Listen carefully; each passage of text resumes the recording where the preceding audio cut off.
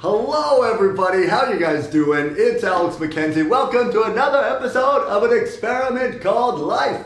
So I'm currently in Adelaide. It is March 1st here. Back home it's February 29th. It's the leap day. Dude, that's so funny. My niece's birthday is March 1st. She's probably like, come on man, get to my birthday, you freaking heck. But yeah, that's just pretty cool, pretty exciting. We're at the Adelaide Fringe. It is I believe it's the second biggest arts festival in the world. So I think the only one bigger is Edinburgh. I don't know how you say it. One of them. Here right now, I think there are 1,400 shows at the Fringe, which is wild. So you're like, dude, you're just fighting tooth and nail, trying to get anybody to come to your show. Very humbling experience going from, my last show in Canada was Fredericton. There was like 700 people there. It was phenomenal. And then you come here. I'm having to cancel shows. I had to cancel 2 of my shows at the Fringe because we had like 3 people. The last night I think we got like 7. So it's a very, very humbling experience being here and being like, oh man, I really got to be grateful for everything that I have going on back in Canada. Having said that, I'm very excited for this episode. I'm going to start taking a different pitch with the podcast. So today's episode, we're going to talk about 10 things that I learned from playing hockey that I think have made me a better comedian. So I think I was very, very lucky to have a pursuit already that failed. I don't know if you'd say failed sounds like a bad word, but like a pursuit, I guess, that didn't go the way I wanted it to. So like an athletic pursuit, the dream dies pretty quick. Like you figure out, usually by the time you're like 16 or 20, like whether or not you're going to be going there or not. So having something like that I dreamed of being as a kid not work out, I get to reflect on it now and look back and realize like, hey, where are all the things that I went wrong that I could have done to have a different outcome in that pursuit. So starting off here, I think number one, I've got 10 reasons. So we're gonna do 10 reasons why. So number one here is, so I wanted to be a professional hockey player, but I wasn't acting like one. So what this was, I remember like when I was like I was probably like 10 to 12 years old. I had made the local rep team, just the B team, not like the top one. But I was very, very happy, and I was like, I'm gonna be a professional hockey player when I grow up. Now the thing was, I just thought that I wasn't doing anything that professionals do. Like the people I know who did make it pro, they were training every day. They were, worried about their nutrition and fitness. They were watching hockey and studying hockey. They were out shooting pucks in their driveway every day. They were doing things every day to just get a little bit better. And I just was like, no, you just either have it or you don't. So I got to learn the lesson there was like, you have to work hard, I guess. It's like the people who worked the hardest and like really every day just chipped away at it were the ones who made it the furthest. So it was like, you can't just expect to be handed anything. You really just go and look at the other pros, like people who have done what you want to do, and watch what they do, and then like really embrace it. So number 2, this was one of my favorite things about comedy is, from hockey that I learned was don't let the hierarchy decide where you belong in the lineup. So hockey, very, very early on, people kind of slot you into a position. So there's 4 lines, first, second, third, fourth, if you're a forward, which I was. So people would decide, hey, you're a 3rd line player or you're a 4th line player. And they would put you there. And then pretty much the rest of your hockey career, if you were in that same town, that's where you played. You were like, they decided you were a 3rd or 4th liner. It didn't seem to matter how much better you got. They had their top 6 set and those were the guys. And it was very rare. Like some people would do it. You would see a little bit of, class mobility. But for the most part, your coach and that, like they would put you somewhere and it didn't matter how much you improved. You kind of stayed in that spot. And then that would just get in your head. You're like, I guess this is what I am. In comedy, you're very fortunate that you can break out of the hierarchy. Like because you can self-produce, you can decide where you are and what you want to be. So I decided early on that I was a headline comedian. Like had I let other people decide where I belong in comedy, I would still be a middle act. I would be doing 20 minutes opening for headline acts. And the thing is, I would have never known and I probably would have believed him. That's the thing. I would have believed him. Like I can't do more than 20 minutes. And I would have believed that because I would have never got the opportunity to try do more time. So, but by going out and just deciding, hey, I'm going to try do an hour and see what happens. Once you start doing that, you realize you're like, oh man, I can do way more than I thought I could. And at the beginning, any jump is hard, of course. Like it's like, you're drowning up there on stage, or you'll be brought up to like a higher line in hockey, and it's like, maybe I am not as good as I think I am type of thing. But yeah, number 2, really don't let anyone else decide where you belong in the lineup or in your life in general. So really just, you get to decide that. Number 3, what was this? Oh, this is another really good one. So number 3 was, don't be afraid of trying. So I noticed this big time as I got into my teenage years in hockey. Like as you got into 15, 16, 17 years old, it was very uncool to be trying hard. So if you would go skate too hard, there was a very non-PC thing they would call it. They'd say go hard and then the R word. So that's what you would get called. And people would tease you. And so it was like a cool thing in hockey to act like you weren't trying, like you to be like laid back and just like, dipsy doodle. And, that way, I think what it is, it's a protection of ego. So that if you fail, because the thing is this, if you tried your hardest and you failed, people would laugh at you. They'd be like, oh, look, you're still trying so hard, you can't do it, you're not good. If you don't try, and I did this for years in hockey, it's a protection of your ego, because what you do then is you're like, yeah, we didn't win, or I didn't get around that guy, I didn't score that goal, but I didn't really try. Like I could score if I wanted to, I just don't really care to try, whatever, And it's a way of preventing yourself from failing and seeing like, hey, maybe you can't do the thing and you're gonna have to keep practicing and getting better. So number 3, like really don't be afraid of trying hard.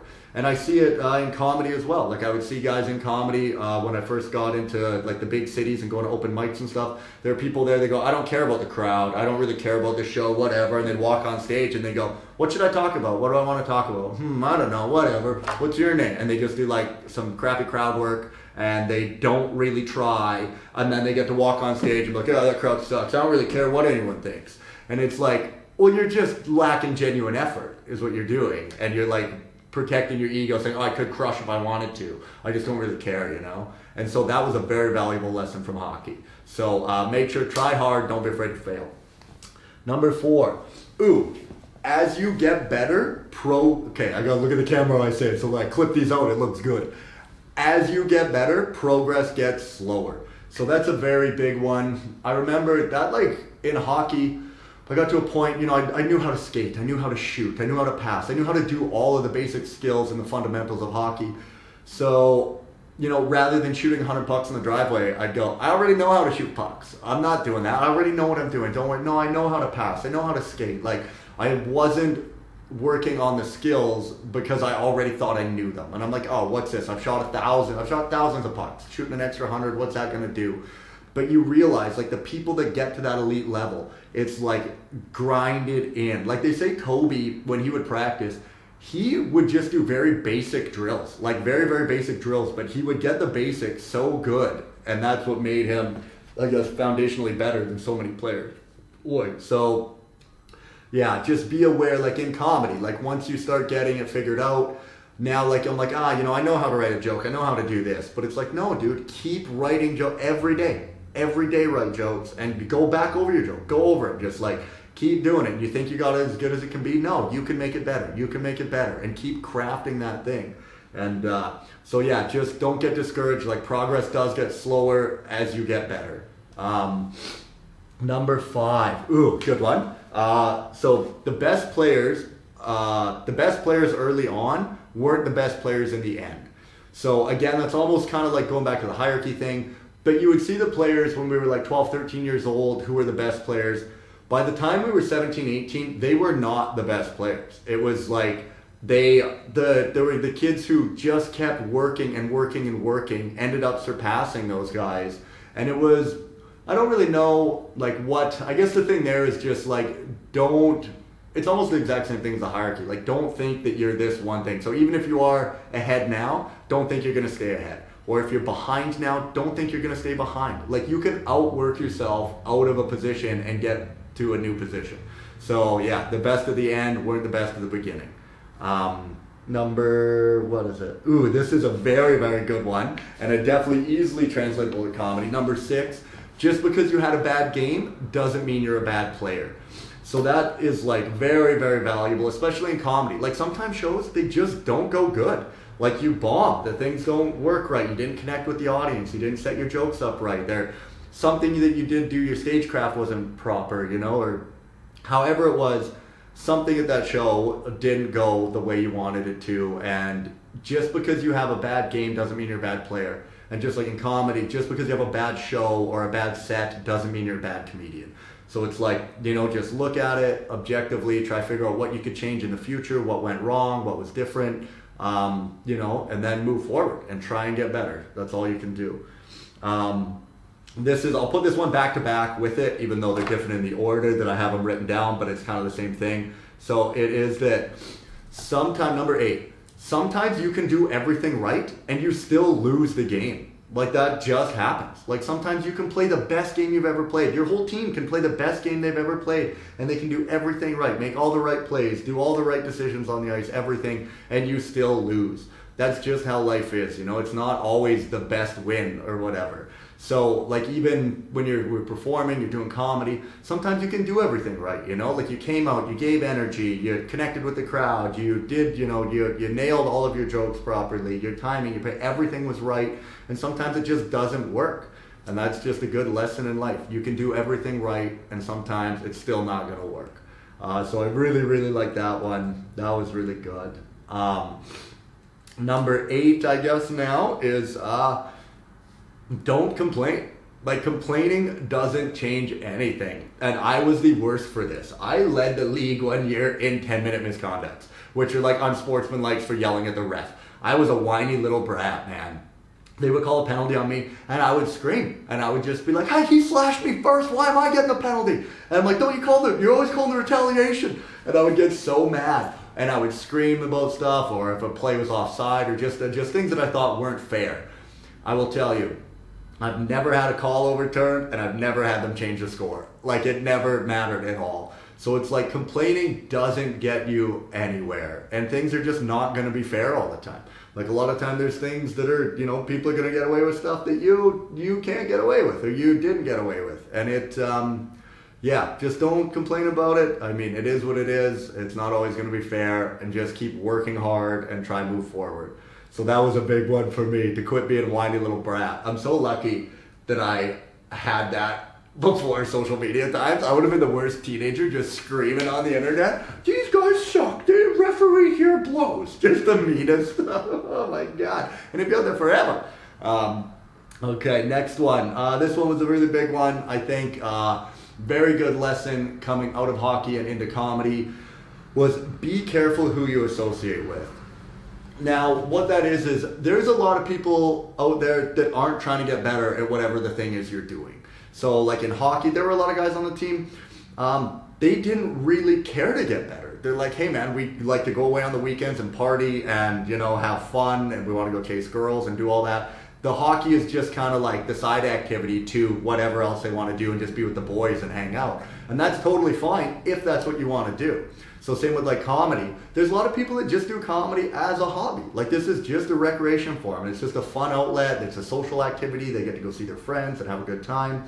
And it's like, if that's what you want out of it, that's amazing and that's great. But just make sure, I guess, you're associating with the right people. So if you are looking to have a good time and have fun, make sure you're hanging out with those people. If you're looking to get better and you want to take this serious and pursue it as a career or be one of the best, make sure you're hanging out with other people that want that. Because you're going to naturally do, what is it, they say you are a sum of the top 5 people you hang out with. So try and figure that out. And just make sure you're around people that want what you want. Otherwise it's going to be chaotic. Even if you're the guy who just wants to chill and hang out, but you're around all these people who are trying to be high achievers, you're just going to feel like shit all the time. You're like, dude, these guys drive me nuts. I don't want to deal with this. I just want to chill. These guys are like, get up. Just Eric Thomas, in your life right now. You all over the place. So make sure you pick who you hang out with that align with your values, I guess, and goals. Last one, number 10, the final one is The best leaders led by example. I found that they weren't telling you what you need to do, which I was very guilty of. I was very bad at that in hockey. I thought, you got to do this and you got to do that. It was awful, dude. See, I'm so lucky that I had this thing that I could reflect back on and see where I made all the mistakes. But the best leaders, they didn't tell you what to do. They just did it, you know? They're like, hey, if we need that, they just went out and did it, and they worked hard, and you would see them. And you're like, dude, we got to pull up our bootstraps here, pull up our skates, and start doing that, because it was like, these guys are out there crushing and doing what needs to be done. And it's inspiring, and it makes you want to be a better leader, just, toe your part of the line. The best quote I've heard for leadership is, they say, if you want to get a ship built, the best way to do it isn't to drum up your men, gather supplies, and bark orders, but it's to teach your men to yearn for the vast and endless sea. So for leadership, it's like, if you can get the people to want what you want as bad as you want it, they're going to start figuring out ways to get it done. And then you're not going to have to, you don't have motive, you have to do anything. They're going to want to do it on their own. So anyway, those are 10 things I learned from being a hockey player that I think have helped me a ton in comedy. Hope you guys liked it. Please don't forget to like and subscribe and ring the bell, and tell all your friends about it. Anyway, I love you guys, and I will see you soon. Take care. Oh, before I leave, don't take care. Go to alexsteljokes.com. The Happy Camper Tour is on sale. We've got 40 shows across Western Canada, all going on. So that's very, very exciting. Check it out, see if we're coming to your city. And then pretty soon we have the Hunger for Laughs tour that's going to be announced. So I love you guys. Take care, and I'll see you soon. Bye.